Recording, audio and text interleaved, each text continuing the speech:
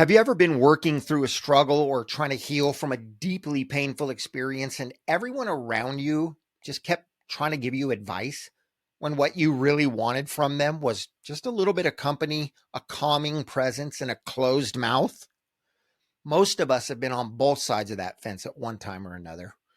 But the skill needed at times like these is what's referred to as holding space. And if you want to learn how to support your loved ones in the best possible way, or how to ask for space in a way that gets you the support you need, join me on today's Life Design podcast for our Mental Health Mondays episode, where we'll get clear on what it truly means to hold space for someone, on how to do it in a way that supports others, and how to ask for this type of support when it's what you need. I look forward to seeing you there. If you haven't already done so, please subscribe now so you can join us on every episode. We truly appreciate it. And be sure to engage in the comments section of your favorite platform for your chance to be invited as a guest on one of our episodes. Hello, you amazing humans. Welcome back to the Life Design podcast and our Mental Health Mondays series, where you get your weekly dose of insights and strategies for navigating the complex world of mental health and mental and emotional well-being. I'm your host, Michael Borland, and today's episode is all about what's referred to as holding space. And by that, I mean holding space for someone who is going through hard times or who's working through a healing process. And maybe that's yourself. Either way, that's what we're going to be covering today. So you might have heard the quote, "I don't need you to fix me. I need you to love me and hold space for me while I heal myself." And though that original author is unknown to me, anyway, this powerful statement, it encapsulates really a profound truth about supporting people going through mental health challenges at any level. Now, let me digress. When I say any level, I mean those who are functional in the world, but it could be a very minor temporary thing, or it could be something, really, really heavy, really powerful, like the loss of a loved one.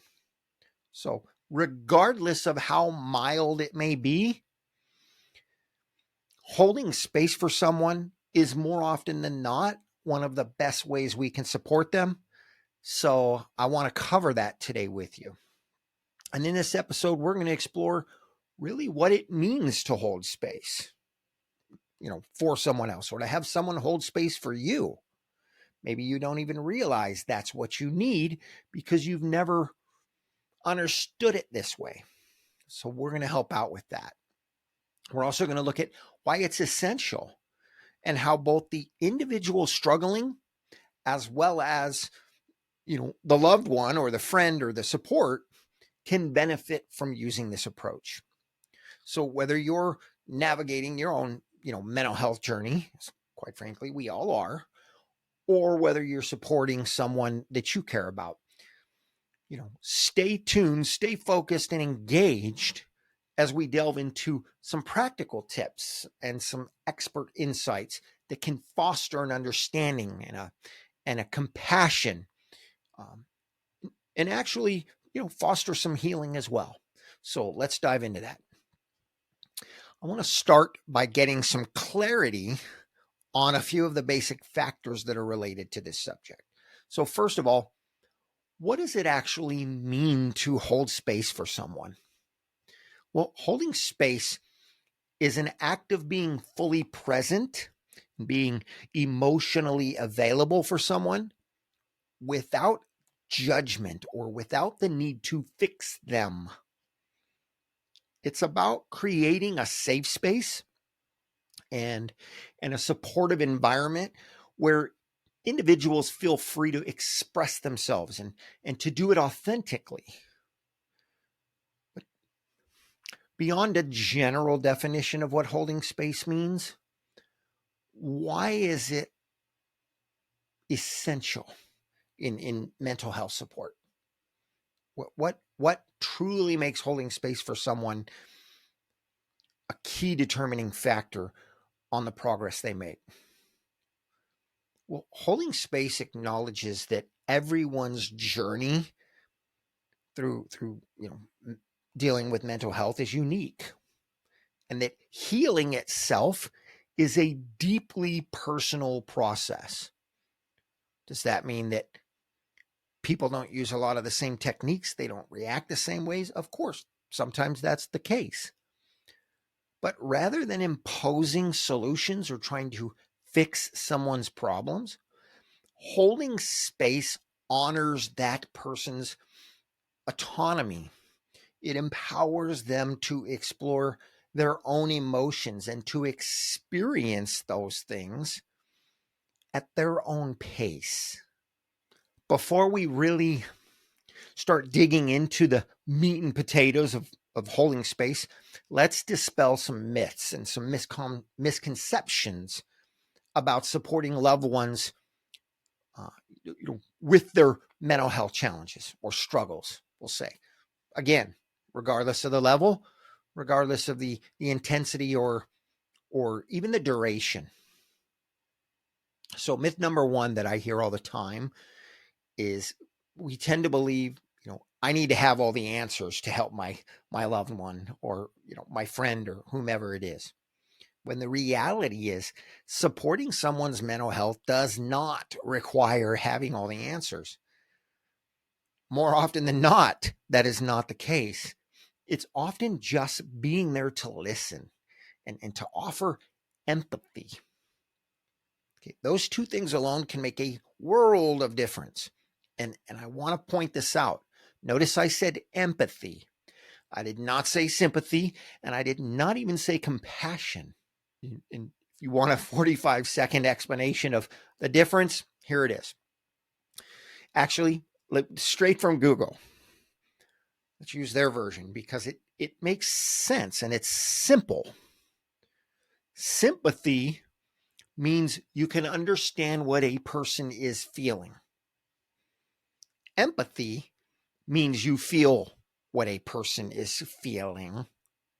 And compassion is having a willingness or even a desire to relieve the suffering of that person. But let me add my own version of this perspective, okay, of someone who's struggling. So what do I mean by that? I'm the one struggling, as an example, and you try to offer me sympathy. My response, you don't understand. You may have experienced something similar, but you're not me. So don't tell me you understand what I'm feeling, because 9 times out of 10, you don't. I'm going to do compassion next. So for compassion, my response is, I know you're willing to help me, and I know you want to help me, and you're all going to recognize this, but just stop. How many times have we heard that? Just stop. Okay? You can't take this from me. And if we could really get these people to speak, if I could really share it from the perspective of the person that's struggling and you're trying to be sympathetic to me, my response would be, I need this lesson. I need the lesson of going through the process. Don't try to take that away from me. I need that. Okay. And at least this should be someone's perspective when an individual tries to be too compassionate with them. I think I said sympathy a minute ago. Compassionate. Okay. You're trying to take this process away from me.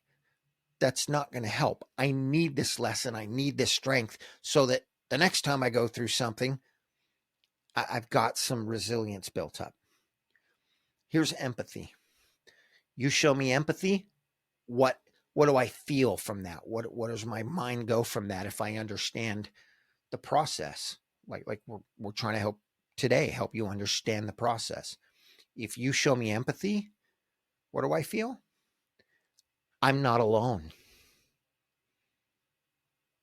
Okay. I don't want you to feel what I'm feeling, but I'm grateful that I don't have to be here alone in this place that I'm at right now, this head space, this heart space. That's the difference. That's why we want to focus on empathy. I don't want you to feel the pain that I'm feeling, but the fact that you're hurting just because I'm hurting, that was funny. I really pronounced the T, didn't I? The fact that you're hurting just because I'm hurting makes me know I'm not alone. You're not giving me advice. You're not trying to take it away from me. I need that lesson. But I don't want to go through it alone, even if I can't express that to you. That's what's going on inside me. That's why empathy is the important one, the proper one in the situation. Okay, on to myth number 2. And that is our all too common belief. If I can't fix them, I'm failing them as a friend or as a loved one. That is so wrong. The reality is that healing is a journey. It's not a destination. Okay? Your role as the supporter is just that. It's to provide support, not to solve their problem. Holding space means embracing the uncertainty of the process, of the emotions that they're going to go through. Trusting in that individual's capacity to navigate their own path, to find their own healing, but being there so they're not alone. By understanding the true essence of holding space, we create a deeper connection. We cultivate an environment where their healing can really happen. It can flourish. This is what I love so much about coaching and therapy, because it's not about trying to fix someone. It's about supporting them as they go through their own process. It's about helping them recognize the steps and their thoughts, their feelings, their actions, so that they can make sense of it all. And they can learn to be stronger for life's next challenge, and maybe even strong enough to, we'll say, properly support someone else. So what if I'm the one struggling? Let's explore some practical tips for supporting ourselves when we're the one struggling through a challenge, a mental health challenge. Again, might be something simple like, being frustrated at work or in a relationship. It might be extreme frustration in a relationship, the loss of a loved one, what we call level 10 events, the loss of a job, a loved one, a divorce, a upcoming marriage, a new relationship. These are all things that create massive stress in most people, and they fall into the realm of mental health challenges. Anything that creates high levels of stress and anxiety falls into that realm. We may not look at it that way, but that is the process we go through. It is a mental health and an emotional, health and wellness situation and challenge, particularly if we don't handle it right. So let's look at tip number 1. Number 1 is something we hear often, and it's practicing self-compassion. Okay? Acknowledging that it's okay to not be okay, for a while anyway. during the experience, during the process. It's treating yourself with the same kindness and understanding that you would offer a friend who is in that situation. It's learning to cultivate self-compassion through our thoughts, okay, through our actions. Or let me say it this way, cultivating self-compassionate thoughts and actions. Maybe that helps you understand it better, meaning be kind to yourself. Recognize that your worth is not defined by the struggles you go through. And though a lot of people will feel they are less worthy, if anything, it increases your worth to go through and make it past struggles, because it makes you more capable of doing so. Tip number 2 is to learn to identify and express your needs, meaning communicate openly, communicate honestly and authentically with trusted friends or family members or a mental health professional, a coach, a mentor, and to communicate about what you're experiencing and what support you need. Doesn't even mean you're asking for that support from them, but you're expressing it to get it out there because maybe they know someone that can support you in that way, or some way for you to support yourself in that way. Remember that asking for help is a sign of strength, not a weakness. And you know that when people come and ask you for help, when they're going through this type of a challenge. I don't mean the people that take advantage of it, because we all have some of those.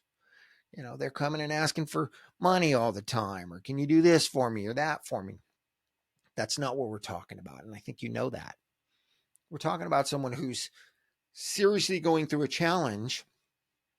And when you find out, your thoughts are, why in the world didn't you come tell me? Why didn't you come talk to me and ask me for help with this? Because it took them a while to build up that strength. Maybe they hadn't gotten there yet, to build up that courage. Okay. That is what we mean when we say asking for help is a sign of strength, not a weakness. So tip number 3 is to truly prioritize that self-care and those self-care practices, meaning engaging in activities that actually nourish our mind and our bodies and our soul, that strengthen our emotions, raise them up. Whether it's practicing mindfulness, maybe it's engaging in, some physical exercise, or indulging into some hobbies that we enjoy, even if we don't feel like doing them. Make self-care non-negotiable. Okay, make it a non-negotiable part of your routine. Make it who you are. I'm guilty of this. My morning workouts, I've been slacking a little, super busy. I've committed again to just making that non-negotiable. Everything else is going to need to wait, because I need that health and energy to be able to serve others at the top of my game. And that means I need to commit to that self-care. So tip number 4 was seeking, I will say it this way, seeking professional support when you know that it's needed, maybe even when you're feeling it's not. Be that therapy, and counseling, because those can provide invaluable support and guidance on a journey toward healing. Again, it could be a mentor, it could be a coach, it could be a variety, but I specifically am pointing out professional support. Okay? Do not hesitate to reach out to a licensed therapist or mental health professional. Notice I said mental health professional. You can go through your doctor if you need to find someone, but I'm specifically speaking of mental health professional who can offer you personalized strategies, interventions and support. Remember this one too. Healing, again, is a process, not a destination. And it's okay to take it one step at a time. It's best to take it one step at a time.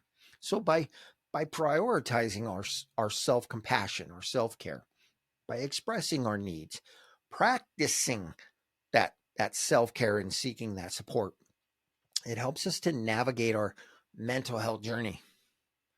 Okay? And to do it with a greater level of focus, of resilience, and it gets us there quicker, but it builds more strength in doing so. So let's shift our focus and get some clear tips on holding space and supporting others, loved ones, friends, family, and such that may be struggling with some form of mental health challenge, mental and emotional health. Tip number one on this would be practicing active listening. So what do I mean by active listening?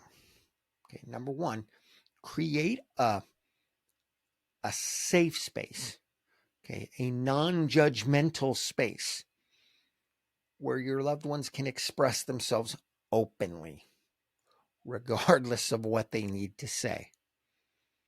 Listen to it attentively without interrupting, okay, without offering unsolicited advice, and just reflect back to them what you hear so that you're both sure, that the understanding and the validation of their experience is expressed to them.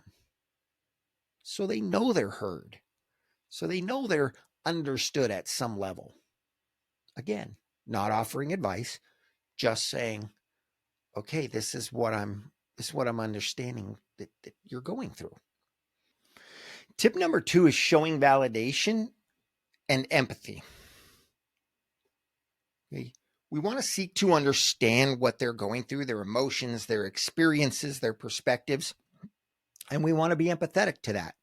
We want to try to feel what they're feeling. We do feel pain when someone we love is going through pain. We can share in that pain. We can't take it away, but we want to validate it. We want to validate that their feelings are okay for them to feel and that we're there for them unconditionally. Now, I want to pause and I want to point this out. We hear this all the time now, and it's a trigger for a lot of people. Feelings don't necessarily make them facts. There's two ways to look at it. It is a fact that they feel this way. Their feelings and their perspectives may not be factual reality. It's still their experience. And a lot of people's experience in today's day and age, in our world today, 2024, they're creating some realities that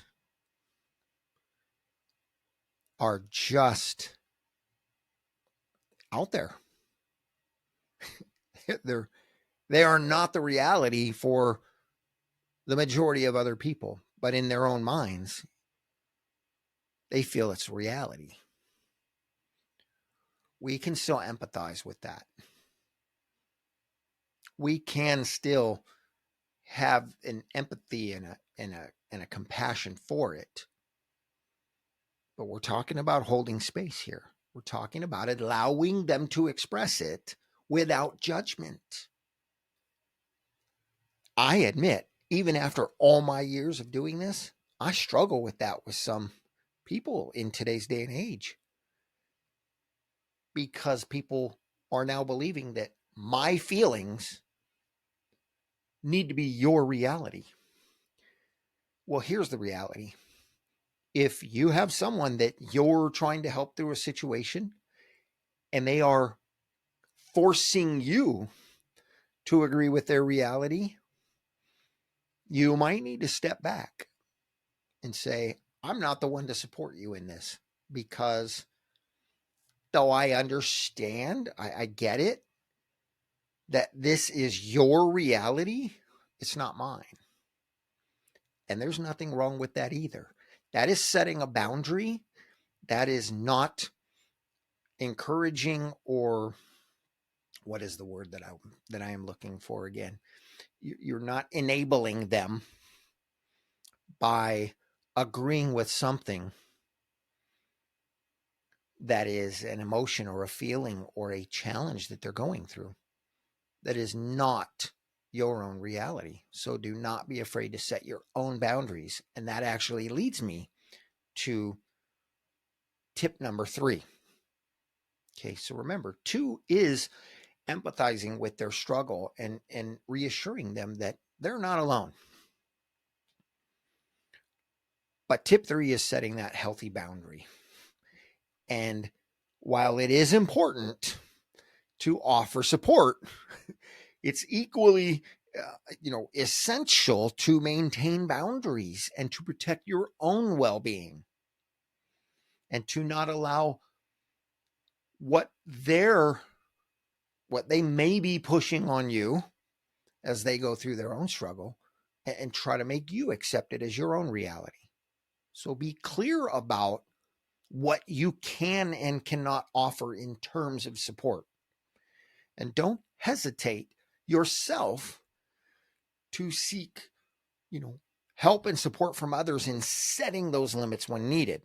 Even if you're the one trying to support someone else, you may need third-party support in doing so. That is not uncommon, and it's actually becoming more and more common with everything that's going on and that's being promoted in today's day and age. And by that, I mean all around. I am not picking on or honing in on one particular point of view. All around, people are passionate about their beliefs and perspectives, myself included. So set those boundaries, but set them from a perspective of empathy, of saying, I know this is what you're going through. I get it. And I feel for you. I hurt because you hurt, and I care about you. But this happens to be an area where we don't agree, and maybe I'm not the best one to be your primary source of support. I support you in going through this. And the best way I can support you is to help you find someone that sees this aspect of life, this struggle, the same way you do. And let them be the primary source. And even though I'm used to being someone that you turn to first, in this case, I'm willing to step back. I'm willing to let go of the reins a little bit and allow you to find the support that will really allow you to heal through this process. I hope that makes sense. And then tip number 4 really boils down to encouraging autonomy and empowerment to that individual. Okay, we want to empower that loved one of ours, that friend, that coworker, whomever it is, to make their own choices and decisions regarding their journey, their mental health journey, their self-healing journey. We want to be there to guide them. We want to be a resource, but ultimately we want to respect their autonomy and their agency, meaning their ability in determining what's best for themselves. So when we pause and we practice active listening, we practice empathy and setting healthy boundaries, and then encouraging them and their autonomy in the situation, we create a supportive environment that helps to foster their healing. And let me pause for a minute, because you may be wondering, like, where are these tips coming from, Michael? So I want to take a look for a second at some perspectives of some of the leading experts in the field. And you may be familiar with a couple of these names, but Dr. Brene Brown, right? She's a renowned researcher and author that specializes in things like, vulnerability, courage, and empathy. And in her work, she emphasizes the importance of both vulnerability, if I can get my mouth to work with my brain today. Um, she focuses on vulnerability and on empathy and fostering that genuine connection so that we can support others, through their difficult times and be able to support ourselves as well.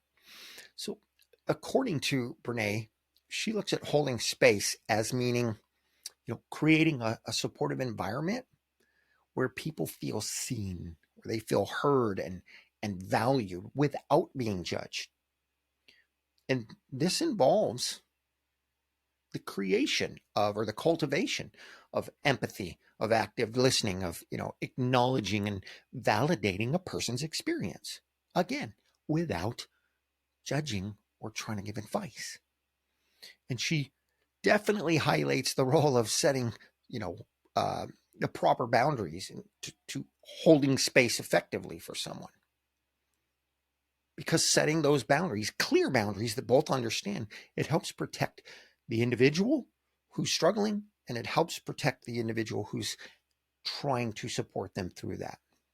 And it helps to ensure that, the relationships themselves remain healthy and sustainable, because going through challenges with someone can definitely cause separation.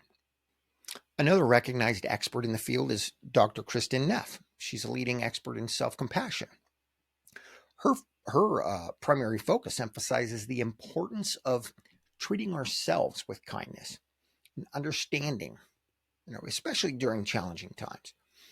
And her research itself, it highlights that self-compassion, it involves recognizing our own suffering with a level of warmth, a level of acceptance, rather than being critical or judgmental about ourselves. By practicing this level of self-compassion, we can cultivate resilience in ourselves. Okay? We can support our own emotional well-being. And these are essential components when we look at the self-care that's required for a strong mental health, within ourselves. And again, once we learn to help ourselves, that gives us a level of experience to help others. There's another Dr. Carl Rogers. He was another pioneering figure in the areas of humanistic psychology. Okay, he passed away back in, it was 1987, but his work, it emphasized the significance of empathy, of unconditional, positive regard in therapeutic relationships. So when he looked at it in his research, he shared that holding space, it involves creating an environment of what I'll refer to as genuine acceptance. Okay, genuine empathy, not just faking it because we're trying to help someone, but truly trying to accept and understand that individual's, experience. Okay, and to show them value, validate them, and support them in that way. Now, these are just 3 of the top researchers, from the last 50 years. And as you can see, their insights on vulnerability, on empathy, and on, setting proper boundaries. They literally show a comprehensive framework and a true understanding for what it means to hold space and to support both our own and others' mental and emotional health. So, that in mind, what are some actionable steps and takeaways that can empower us on our own journey and on the journey of, or on the task of supporting others. Well, first, it's important to remember that self-compassion, okay, regardless of which side of the situation you're on. Treating ourselves with kindness and with understanding and not judging, and acknowledging again that it's okay to not be okay. That's key. Okay, secondly, don't hesitate to express our needs. Hear what I just said. I didn't say express your experience, though that's clearly important. It's important to express our needs, to communicate it openly and honestly with the people that we're sharing these experiences with, and to encourage them to do the same. Remember, it's okay. It's not only okay, it's imperative to prioritize your needs as well as anyone else's. Even if you're the one that's trying to support someone else. So respect their choices. Provide resources, that will help them support their growth and healing, but do it for yourself. By implementing these actions in this way, taking these steps and embracing these principles and just loving and holding space for yourself and someone else, it allows us to foster such a deeper connection, and to be able to support ourselves and others in mental and emotional health, and to help get through challenges. So I hope that you truly take all that to heart, and that you practice implementing those things in your life, because it truly does. It makes such a profound difference when we do that, regardless of the intensity of the situation. As always, thank you for joining me on today's episode. Your commitment to prioritizing your mental health, your emotional well-being, I commend that. And I assure you, it will pay dividends for the rest of your life, yours and those that you try to help. Remember, you're not alone in the journey. Together, we can create a world for ourselves where love and compassion and empathy thrive, where we can support each other, regardless of the steps we need to take through that, through our mental health journeys. So if you found this episode helpful, please like, share, subscribe, follow, again, whatever it is on your platform. But be sure to engage with us. Be sure to reach out to me. Share the video with someone else who can use that extra support. Help them out throughout their journey by doing that. And then come back and join us on Wednesdays for the Life Design Coaching Series. Until then, as always, live awesome and enjoy your journey.